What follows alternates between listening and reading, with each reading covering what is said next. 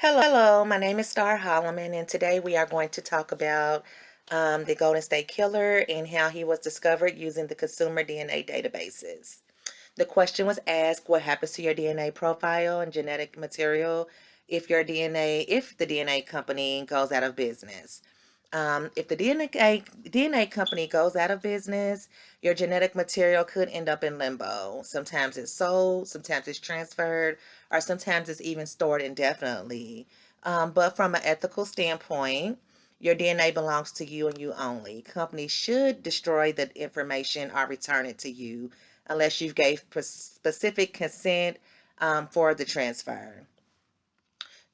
For this instance, we will look at the patient autonomy and informed consent principles because you should have control over your genetic material at all times. Otherwise, it violates the principles of autonomy and respect for personal ownership of the genetic information. Leaving it unchecked definitely violates personal rights and could have unforeseen consequences for privacy. In regards to access to genetic information and who should have it. Ideally, the only individual that should have it will be the one who submitted the sample. And maybe their healthcare provider if they have consented to that. But that other than that, no one else should have access to that genetic information. When it comes to law enforcement use, I would have to say that using the consumer DNA database for investigations can help catch criminals, but it could also infringe on privacy and confidentiality rights as well. There may be some middle ground if they require a warrant or judicial oversight before law enforcement can access the DNA databases, but that would be the only approach. This approach balances the common good with individual rights, which is justice versus autonomy and privacy. Individual rights for DNA. Um, you have strong rights over your own DNA, how it's stored, how it's shared, and how it's used. If you have an identical twin, their consent should also be required since one person's DNA reveals information about the other. In that case, I think that it should require the other twins' consent before any information is shared.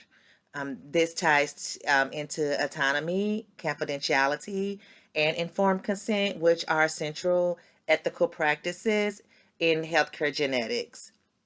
But essentially, you can't just treat DNA like any other data because it's deeply personal and shared information. So you want to kind of treat that like any other healthcare information that's out there. So you're looking at HIPAA laws, privacy laws, and all that. Data breaches.